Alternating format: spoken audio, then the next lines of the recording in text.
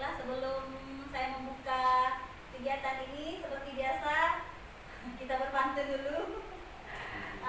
Kemarin sudah sharing dengan Ibu Santi, ya Bu Santi, terima kasih atas informasi, lalu contoh-contoh bagaimana Bu Santi kemarin melakukan aksi nyata modul 1.4 ini program pendidikan di programnya. Terima kasih kepada Bu Santi.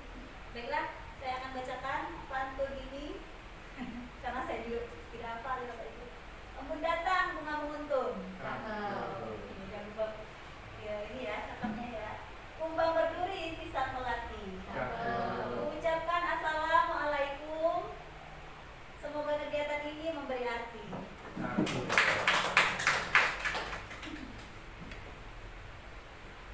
Selanjutnya, biar tidak tegang Bapak Ibu dan biar tidak ngantuk semuanya, saya akan menampilkan tebak kata. Silakan Bapak Ibu bagi yang bisa menjawab, nanti dapat hadiah dari sponsor kita.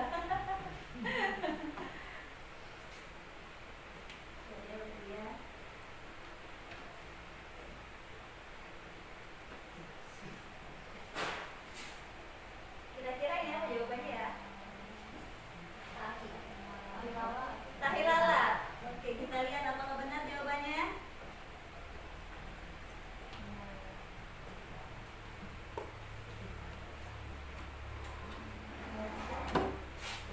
Oke, betul ya. Tepuk tangan kita semua. Silakan dihitung sendiri ya nanti ya. Buat skornya. Selanjutnya.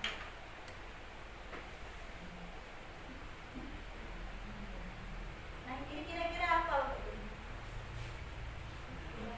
Udang rebus. Iya. Udang rebus. Kita lihat apakah benar? Nah, ya, ada udang, ada busnya juga. Dari udang rebus. Oke. Satu lagi. Tenang Bu Yuli, masih banyak. Ini apa ya kira-kira? Ada listrik. Allah. Betul ya kayaknya ya. Udah kali.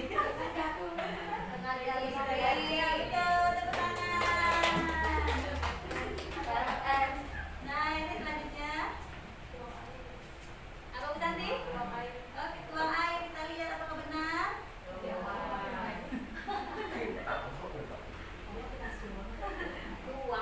Betul.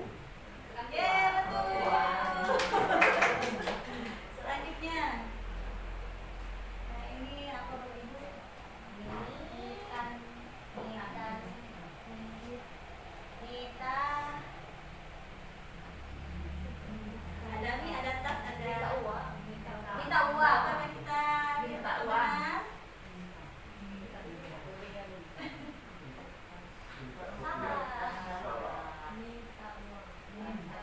Minta. Betul lagi Bu Santi. Ya, kita lanjut. Silakan itu Bu Santi ya.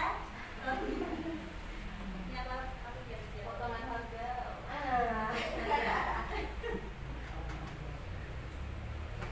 Kan ada klik jawaban. Ada klik jawaban. Ada sama aku sih. Betul ya. Betul lagi. Ini Santi punya dapat bonus Pak. Oh. Kira nomor rekening Kusiko coba jawab. Kusiko. Kalau jawab Kusiko ah. Yang enggak dibaca jawab, pertama kali saya putar. Nanti banyak. Senang otak ya, senang otak. Apa? Tulisan Dwi Zao Kusiko. Yeay. Ya, demikianlah kuis kita. Terima kasih sudah berpartisipasi. Nanti hadiahnya kita berdoa saja.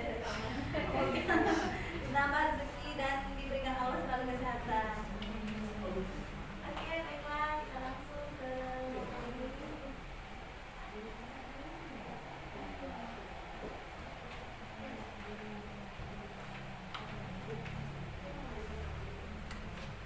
sepertinya ini pantun lagi. Dan jangan lupa, jangan cakep ya Bapak Ibu ya. Datang Bu Guru menangkap itik. Buah pepaya enak dikonsumsi. Bapak Ibu Guru yang ganteng dan cantik. Cakep. Izinkan saya memulai materi.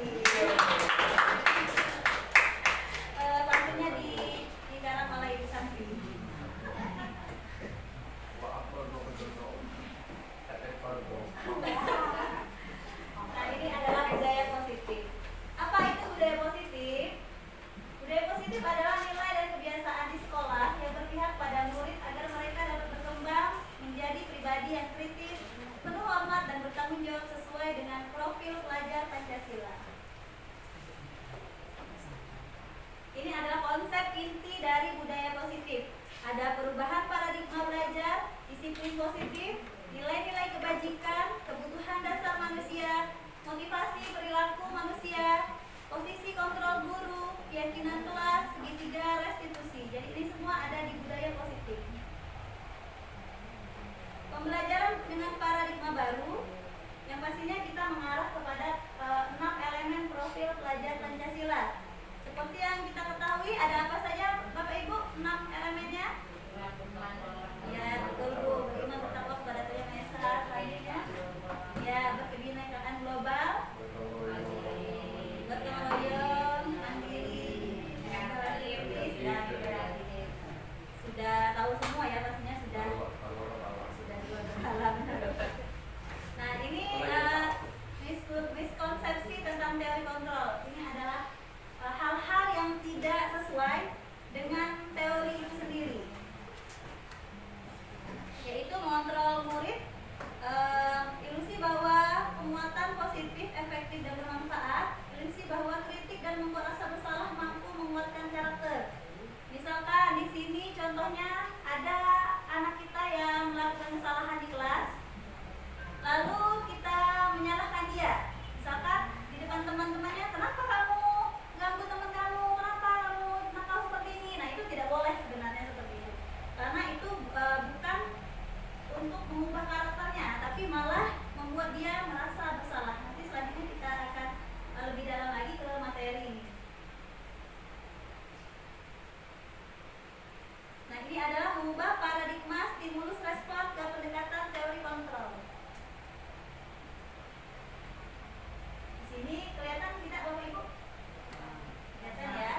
Ada stimulus responnya, ini teori kontrolnya. Misalkan di stimulus respon realitas kebutuhan kita sama, sedangkan di teori kontrolnya realitas kebutuhan kita itu berbeda. Jadi misalkan di kelas kita cara mengajar kita itu sama ke semua anak, padahal harusnya ada yang kita bedakan. Apa? Kepada siapa? Yaitu kepada anak-anak yang mungkin dia pemahamannya kurang. Lalu semua orang melihat hal yang sama. Setiap orang di teori kontrolnya memiliki gambaran yang berbeda.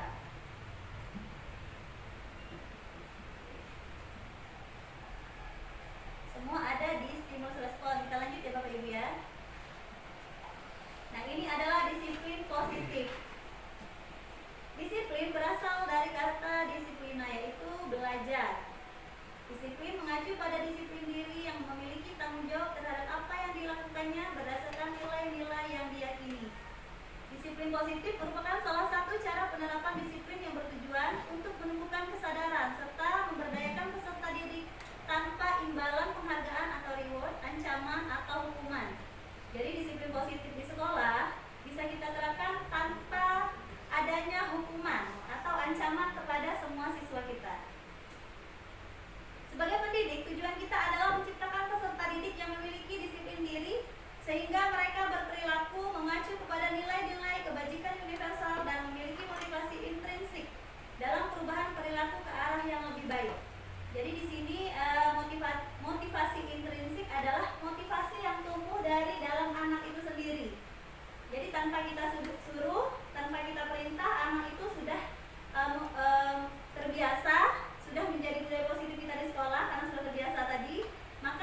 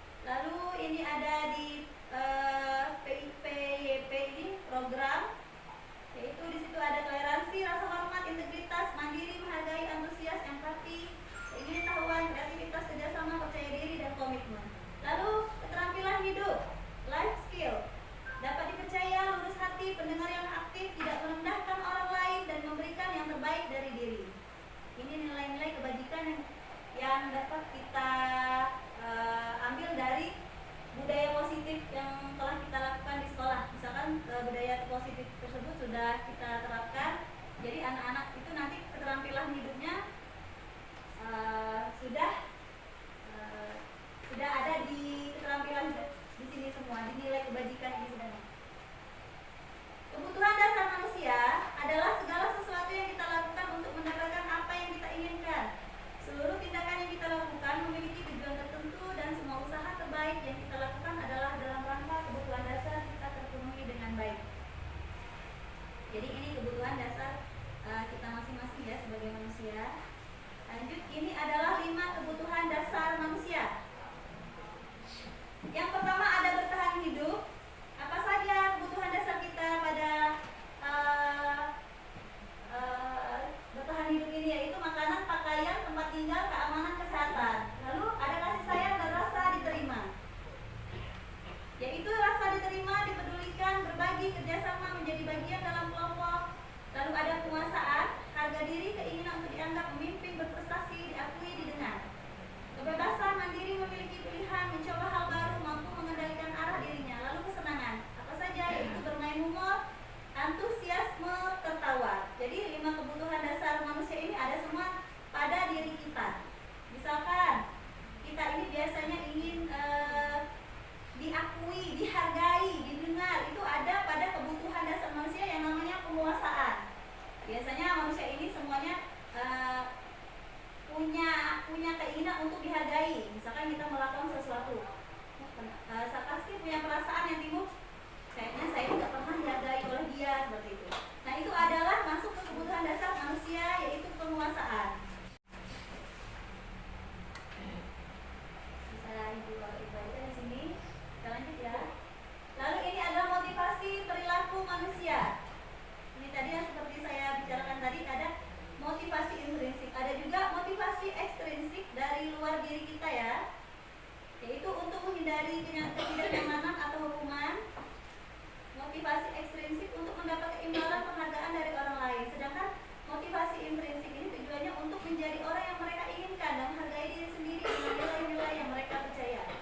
Misalkan ada seorang guru yang datangnya selalu pagi. Tujuan dia untuk apa? Pas ditanya tujuannya karena takut nanti dimarahi sama atau dikomentar sama kepala sekolah atau pengawas, nanti ditegur. Itu adalah motivasi ekstrinsik. Jadi bukan motivasi intrinsik. Sedangkan motivasi intrinsik, misalkan ada seorang guru yang datangnya selalu pagi, jawaban dia, kenapa kamu datang selalu pagi? Karena itu adalah tanggung jawab saya sebagai seorang guru. Jadi itu adalah motivasi intrinsik, karena sudah terbiasa dalam dirinya, jadi dia merasa bertanggung jawab, merasa sadar bahwa oh, saya ini seorang guru, saya harus datang pagi karena murid saya datang pagi, seperti itu. Nah, ini ada hukuman, konsekuensi, restitusi. Hukuman ini tidak terencana, tiba-tiba, murid tidak tahu apa yang akan terjadi, bersifat satu arah, berupa hukuman fisik dan psikis. Membahas masalah hukuman itu ada 2 yang mungkin sering kita lakukan tanpa sadar ya di kelas. Melihat anak nakal di kelas, tidak dengar ya, tidak mendengar kita ngomong, lalu cuek, tidak peduli dengan apa yang kita nasihati,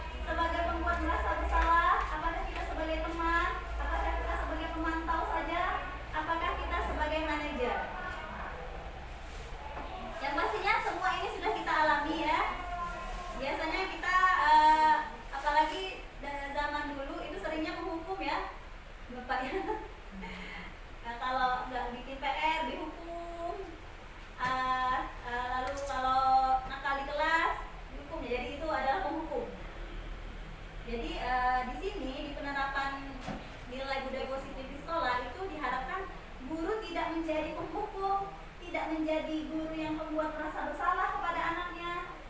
Nah, tapi lebih bagusnya dia ke manajer, itu yang lebih baik. Contoh penerapan 5 posisi kontrol guru. Nah, ini kasusnya siswa tidak memakai atribut lengkap saat upacara bendera. Kalau sebagai penghukum, seperti ini kita suruh dia, ayo kamu hormat pada bendera selama 1 jam karena kamu nggak pakai topi misalkan.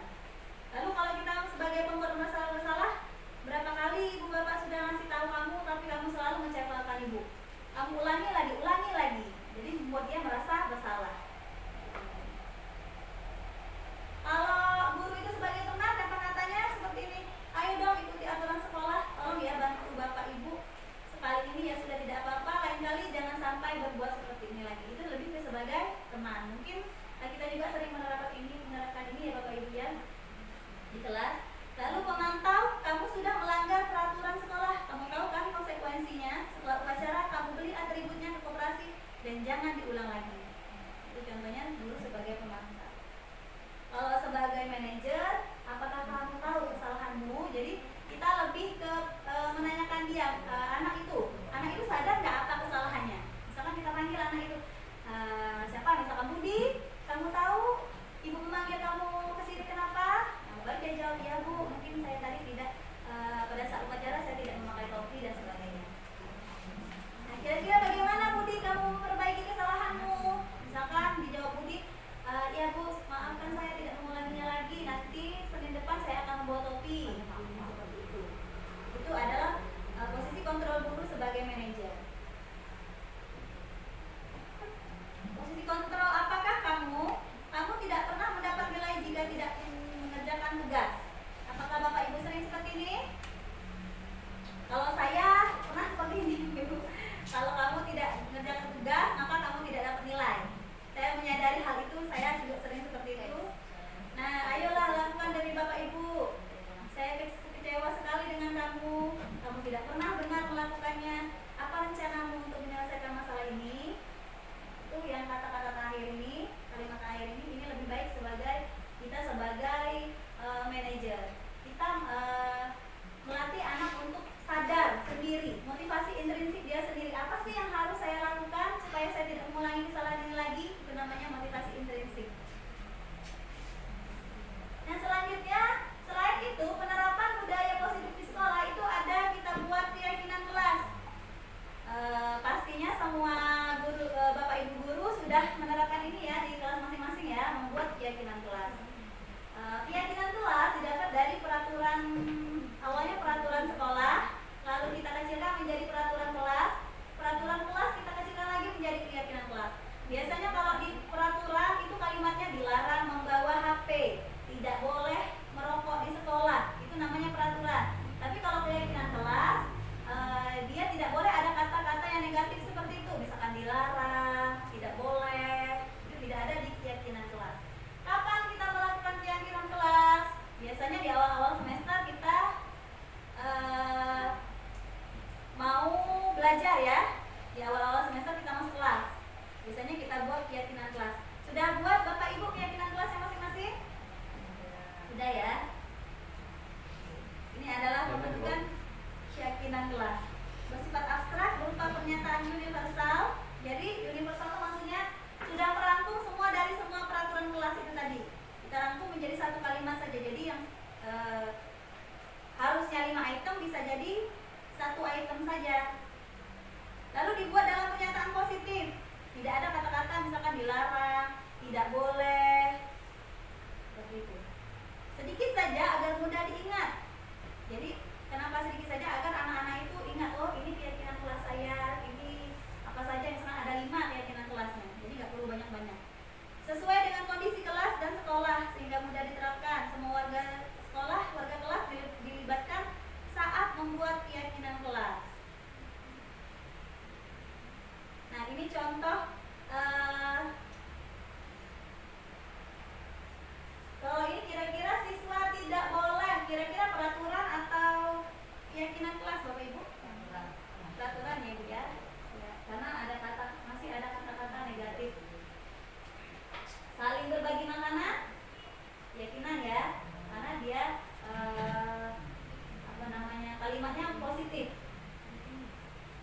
dilarang telat masuk kelas, itu peraturan.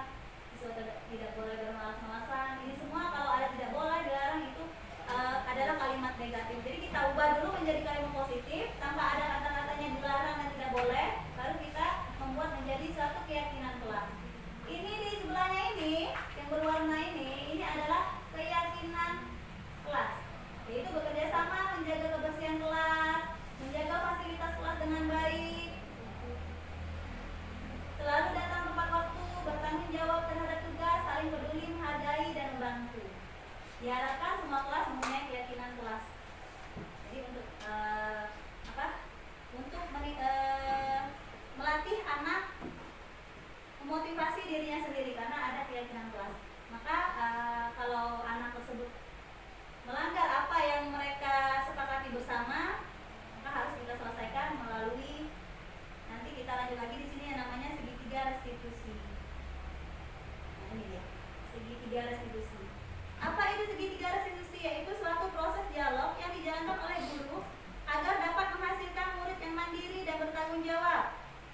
Jadi seperti yang saya sebutkan tadi, anak lebih dilatih kita untuk memikirkan sendiri apa kesalahannya. Kamu kira-kira kenapa? Kamu tahu nggak? Kamu dipanggil ibu kesini kenapa? Jadi dia bisa memikirkan sendiri. Oh, saya tadi buat salah. Saya nggak pakai topi. Saya tidak mengerjakan PR. Saya tidak piket. Lalu di sini segitiga restitusi itu ada 3 Bapak Ibu, yaitu tahapannya yang pertama menstabilkan identitas. Tadi ya seperti yang saya bilang tadi, menanyakan kamu kenapa kesini. Lalu validasi tindakan yang salah. Lalu dia bilang kan, oh saya tidak bawa topi Bu. Lalu kita bilang kenapa ya? Kenapa kamu tidak bawa topi kayak gitu? Nah, Ibu juga pernah melakukan hal itu, misalkan Budi juga pernah. Waktu Ibu masih sekolah dulu, Ibu pernah. Tapi kita harus punya solusi dari masalah kita, jangan nggak bawa topi terus, misalkan pada saat upacara daerah sendiri. Lalu kita menanyakan keyakinan. Maksudnya di sini kita kan sudah buat keyakinan kelas kita yang kita sepakati bersama. Nah, kamu ingat keyakinannya yang mana? Ingat Bu, bahwa kita harus menggunakan seragam lengkap pada saat upacara. Jadi kita lebih menimbulkan motivasi intrinsik kepada anak tersebut tanpa membuat dia merasa bersalah, tanpa kita menyalahkan dia, dan tentunya tanpa kita membuat hukuman kepada anak tersebut. Nah, seperti ini kalimat-kalimat menstabilkan identitas. Berbuat salah itu wajar, tidak ada manusia yang sempurna gitu. Jadi kesannya kita tidak menyalahkan anak tersebut, tapi memotivasi dia, memotivasi untuk timbul bahwa anak itu bisa sadar apa yang dilakukannya, saya harus melakukan apa.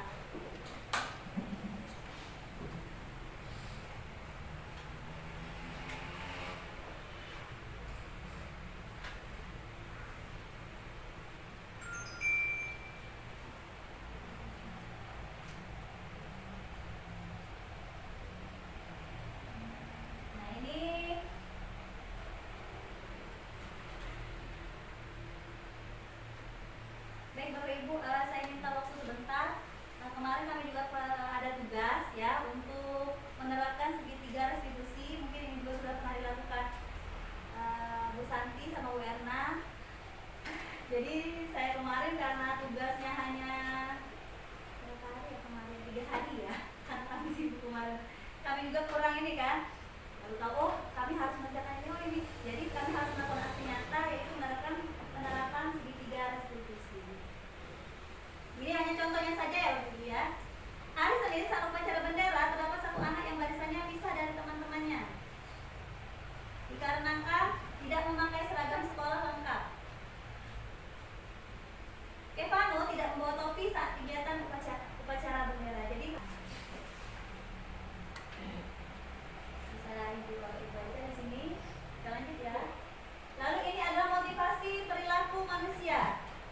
Ini tadi yang seperti saya bicarakan tadi, ada motivasi intrinsik, ada juga motivasi ekstrinsik dari luar diri kita ya, yaitu untuk menghindari ketidaknyamanan atau hukuman,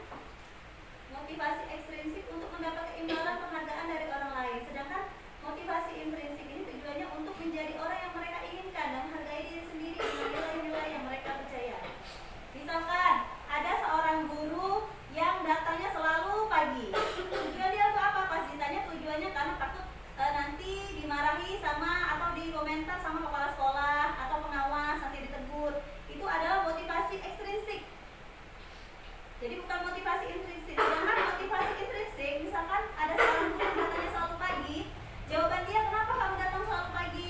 Karena itu adalah tanggung jawab saya sebagai seorang guru. Jadi itu adalah motivasi intrinsik, karena sudah terbiasa dalam dirinya, jadi dia merasa bertanggung jawab, merasa sadar bahwa oh saya ini seorang guru, saya harus datang pagi karena murid saya datang pagi, seperti itu. Nah, ini ada hukuman, konsekuensi, restitusi. Hukuman ini tidak terencana, tiba-tiba, murid tidak tahu apa yang akan terjadi, bersifat satu arah, berupa hukuman fisik dan psikis. Membahas masalah hukuman itu ada dua yang mungkin sering kita lakukan tanpa sadar ya di kelas. Melihat anak nakal di kelas, tidak dengar ya, tidak mendengar kita ngomong, lalu cuek, tidak peduli dengan apa yang kita nasihati sama mereka. Itu ada dua, yaitu hukuman verbal, itu mengarah ke kata-kata, mungkin kita tidak sengaja, tanpa sadar kita sudah menghina anak tersebut, bodoh kamu, nakal kamu, seperti itu, adalah hukuman verbal. Lalu ada juga hukuman fisik, misalkan anak-anak tidak memakai sepatu, kemana-mana tidak memakai sepatu, lalu kita ambil sepatunya, kamu nanti sampai pulang sekolah nggak usah pakai sepatu lagi ya, awas kamu kalau pakai sepatu, siapa suruh kamu nggak pakai sepatu tadi. Nah, seperti itu adalah contoh hukuman fisik, karena anak-anak itu tidak menggunakan alas sepatu akan menyakiti kakinya kan. Jadi itu adalah contoh hukuman fisik. Lalu konsekuensi, terencana, disepakati, murid tetap dibuat tidak nyaman, sikap guru selalu memonitor murid. Restitusi, proses menciptakan kondisi bagi murid untuk memperbaiki kesalahan, proses kolaboratif yang mengajarkan murid untuk mencari solusi sendiri. Nah, pada penerapan budaya positif di sekolah itu diharuskan adanya restitusi, yaitu proses menciptakan kondisi bagi murid untuk memperbaiki kesalahan mereka. Jadi kita kasih kesempatan dulu untuk mereka bagaimana cara memperbaiki kesalahan yang mereka buat. Nah, di sini ada 5 posisi kontrol guru. Kira-kira kita ada di mana, Bapak Ibu? Apakah kita sebagai penghukum? Apakah kita sebagai pembuat merasa bersalah? Apakah kita sebagai teman? Apakah kita sebagai pemantau saja? Apakah kita sebagai manajer? Yang pastinya semua ini sudah kita alami ya. Biasanya kita apalagi zaman dulu itu seringnya menghukum ya, Bapak ya. Nah, kalau nggak bikin PR dihukum, lalu kalau nakal di kelas dihukum. Jadi itu adalah penghukum. Jadi di sini di penerapan nilai budaya positif di sekolah itu diharapkan guru tidak menjadi penghukum, tidak menjadi guru yang membuat merasa bersalah kepada anaknya. Nah, tapi lebih bagusnya dia ke manajer, itu yang lebih baik. Contoh penerapan 5 posisi kontrol guru. Nah, ini kasusnya siswa tidak memakai atribut lengkap saat upacara bendera. Kalau sebagai penghukum, seperti ini kita suruh dia, ayo kamu hormat pada bendera selama 1 jam, karena kamu nggak pakai topi misalkan. Lalu kalau kita sebagai pembuat merasa bersalah, berapa kali ibu bapak sudah ngasih tahu kamu, tapi kamu selalu mencekalkan ibu. Kamu ulangi lagi. Jadi membuat dia merasa bersalah.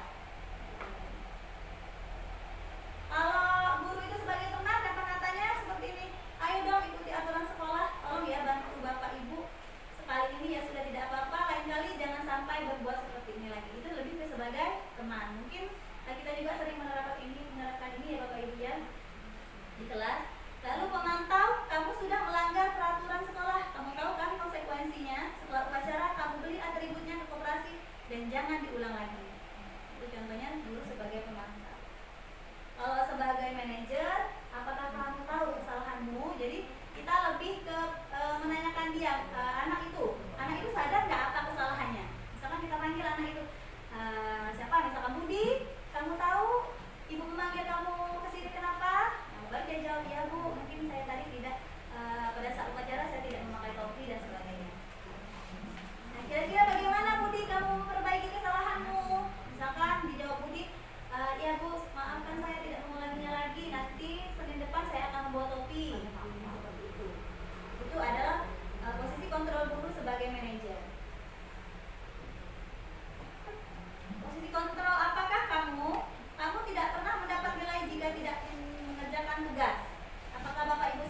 ini? Kalau saya pernah seperti ini. Kalau kamu tidak mengerjakan tugas, maka kamu tidak dapat nilai. Saya menyadari hal itu, saya juga sering seperti itu. Nah, ayolah lakukan demi Bapak Ibu. Saya kecewa sekali dengan kamu. Kamu tidak pernah benar melakukannya. Apa rencanamu untuk menyelesaikan masalah ini? Itu yang kata-kata terakhir ini, kalimat terakhir ini lebih baik kita sebagai manajer. Kita melatih anak untuk sadar sendiri, motivasi intrinsik dia sendiri. Apa sih yang harus saya lakukan supaya saya tidak mengulangi kesalahan ini lagi? Itu namanya motivasi intrinsik. Nah, selanjutnya, selain itu penerapan budaya positif di sekolah itu ada kita buat keyakinan kelas. Pastinya semua guru, Bapak Ibu guru sudah menerapkan ini ya di kelas masing-masing ya, membuat keyakinan kelas. Keyakinan kelas didapat dari peraturan, awalnya peraturan sekolah, lalu kita kecilkan menjadi peraturan kelas kita kecilkan lagi menjadi keyakinan kelas. Biasanya kalau di peraturan itu kalimatnya dilarang membawa HP, tidak boleh merokok di sekolah, itu namanya peraturan. Tapi kalau keyakinan kelas, dia tidak boleh ada kata-kata yang negatif seperti itu, misalkan dilarang, tidak boleh, itu tidak ada di keyakinan kelas. Kapan kita melakukan keyakinan kelas? Biasanya di awal-awal semester kita mau belajar ya.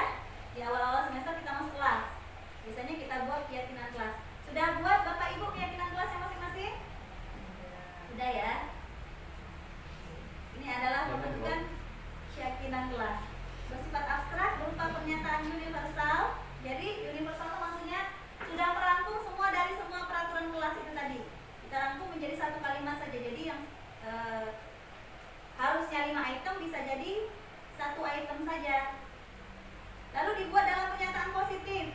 Tidak ada kata-kata misalkan dilarang, tidak boleh, seperti itu. Sedikit saja agar mudah diingat. Jadi kenapa sedikit saja? Agar anak-anak itu ingat, oh ini keyakinan kelas saya, ini apa saja, misalkan ada 5 keyakinan kelasnya. Jadi nggak perlu banyak-banyak. Sesuai dengan kondisi kelas dan sekolah sehingga mudah diterapkan. Semua warga sekolah, warga kelas dilibatkan saat membuat keyakinan kelas. Nah, ini contoh kalau ini kira-kira siswa tidak boleh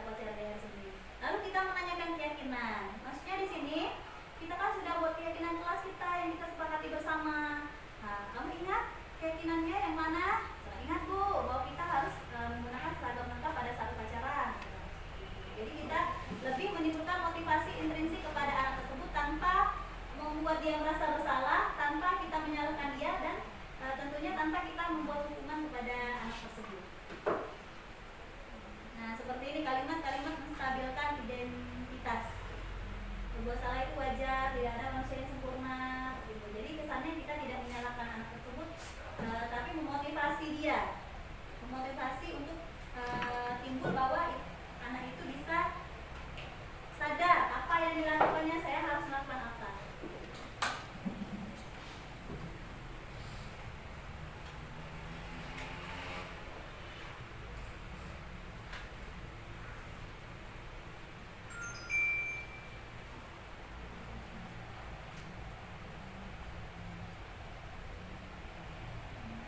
Nah ini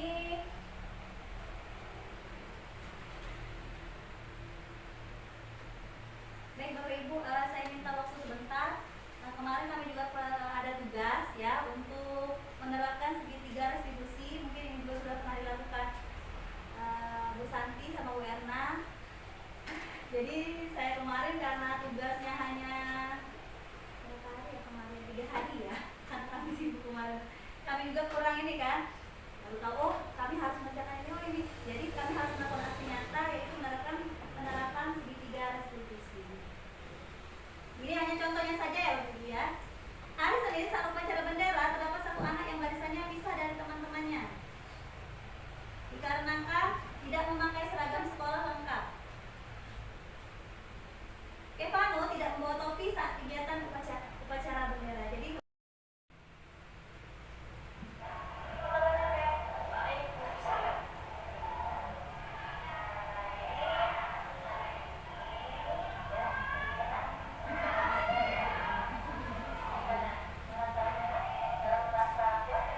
apa kabarnya Kev?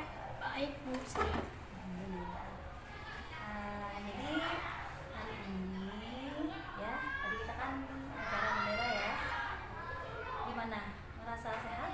Ngerasa kuat tadi? Lumayan. Ya. Kevano, kira-kira kamu nggak dipanggil kesini kenapa? Kayaknya gara-gara Kevano lupa pakai topi. Kenapa tuh? Karena Kevano lupa membawa topi. Membawa topi.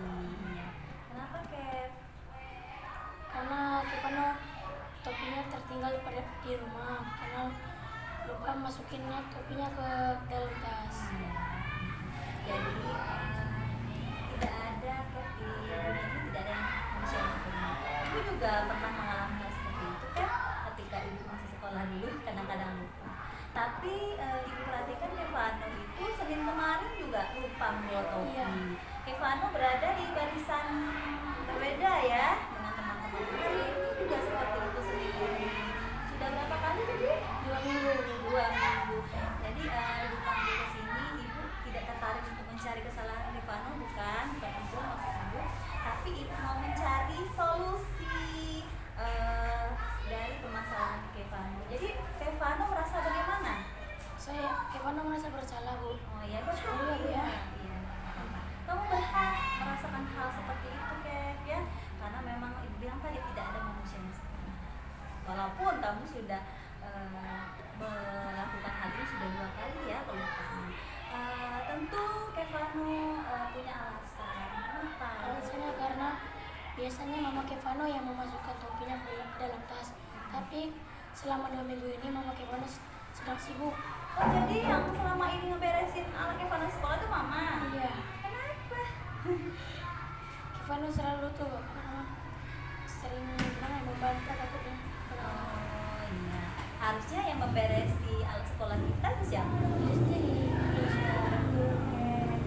kan? Nggak bisa beresin.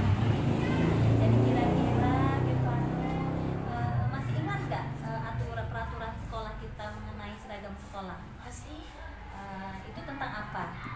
Kalau pada saat hari Senin pada saat upacara. berpakaian yang rapi, Terus menjaga kebersihan. kalau kelengkapannya bagaimana? Ya, kelengkapannya ada sih dipakai, topi dipakai, sampai ikat pinggang dipakai. Baju yang rapi masuk ke dalam. Iya pinter, anak keren ya. Nah jadi Kevano masih ingat ya peraturan sekolah kita. Jadi tiap hari Senin kita harus menggunakan topi lengkap dengan dasi juga. Tapi udah 2 minggu ini ya, Ibu Iya. ya. Nah, jadi kalau kira-kira Kevano tuh mau jadi orang seperti apa? Kalau sering bawa ini ya? Mau jadi orang seperti apa? Kalau sering bawa? Mau jadi orang baik atau mau jadi orang buruk? Orang baik lah. Iya tentu.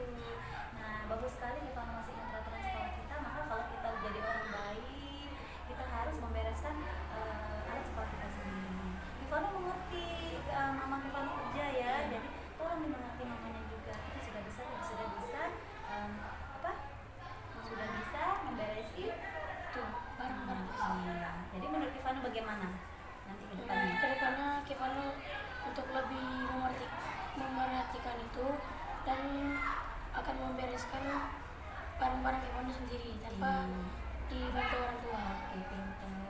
Terima kasih ya Kevano ya. Iya, sorry ya Bu. Iya, nggak apa-apa. Oke, silakan masuk kelas, belajar kembali ya. Terima kasih Bu. Lagi ngapain, Kap? Kalau lagi belum Oke, masih istirahat ya. Kevano gimana tadi perasaannya? terima kasih buat Ibu karena sudah ingin memaafkan Kevano, dan Kevano merasa senang mendapat solusi dari Ibu tadi. Ibu tidak marah, Ibu tidak menyalahi Kevano, tapi saya tuh mencari solusi bersama Ibu agar Kevano tetap sadar apa yang Kevano lakukan tadi. Iya.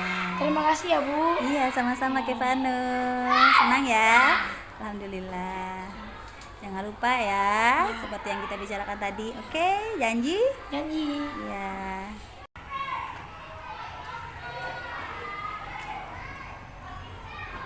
Nah, silakan duduk Sika. Terima kasih Bu. Ya, silakan.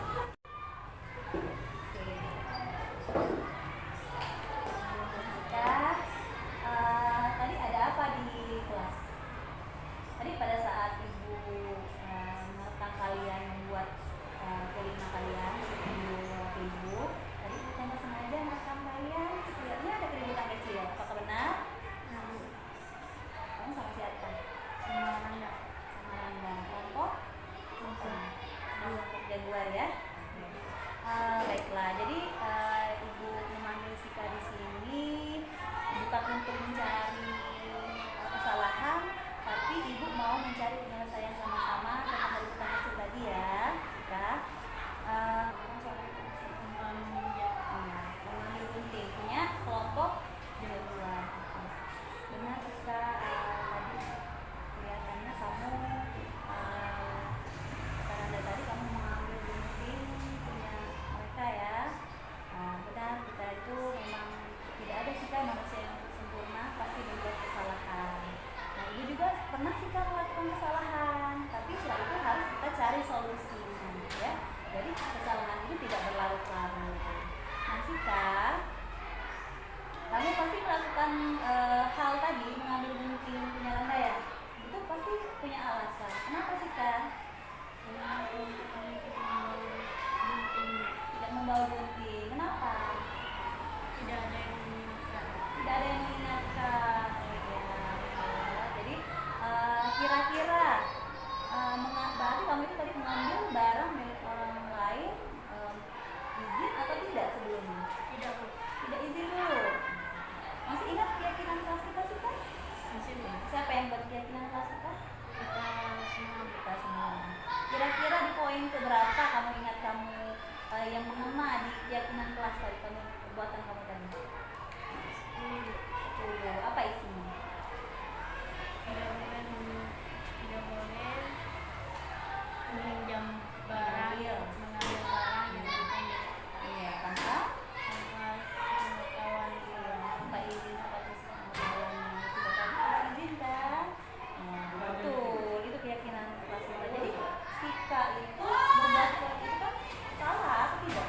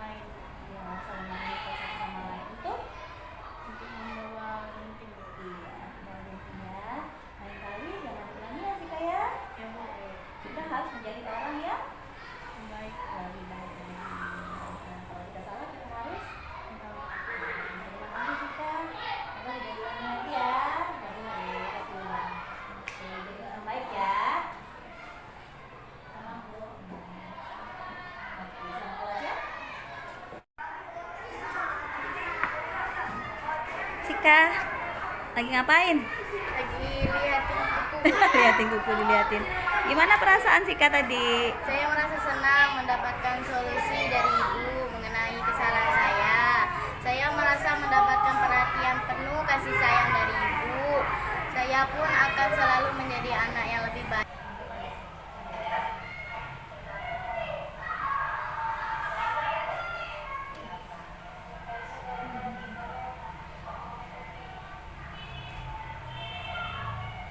Kedengaran nggak dulu suaranya?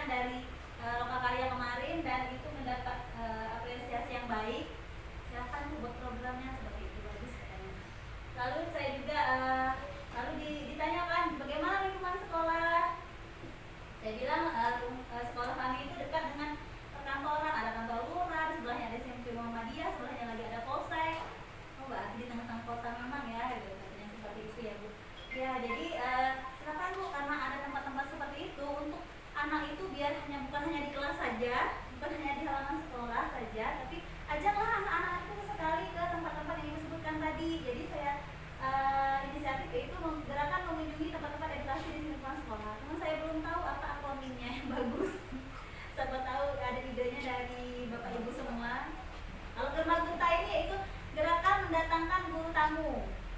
Nah, kemarin saya sudah pernah melaksanakan waktu saya PPG di SD19, saya melaksanakan rumah gurta ini. Itu manfaatkan wali murid.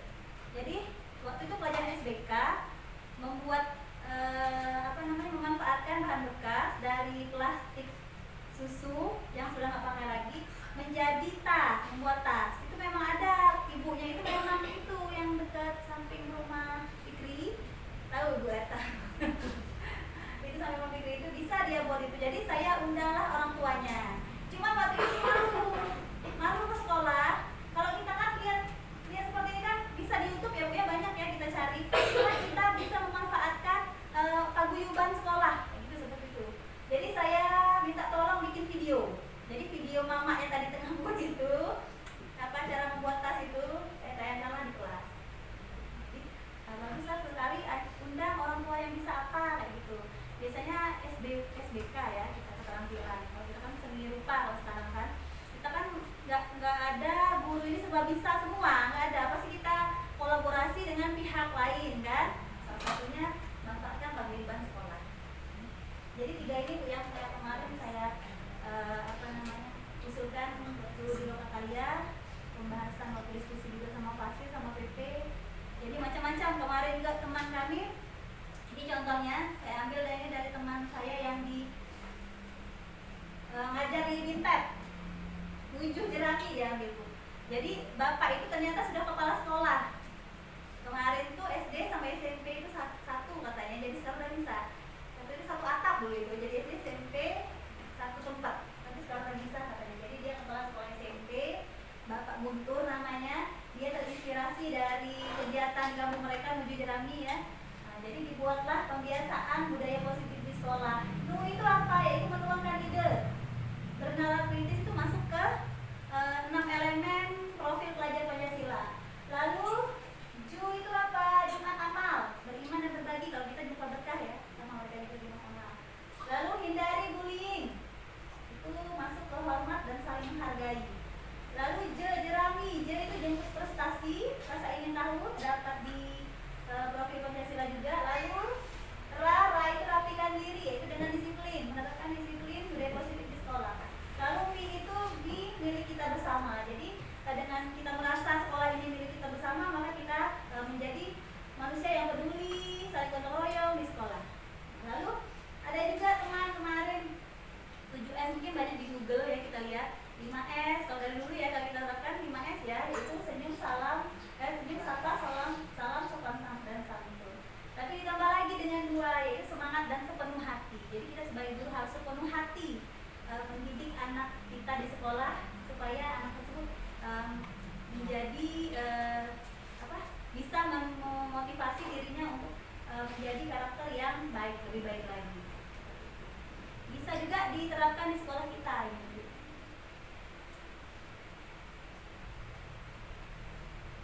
Baiklah, terima kasih. Demikianlah presentasi dari saya. Izinkan saya untuk membaca pantun kembali. Ternak-ternak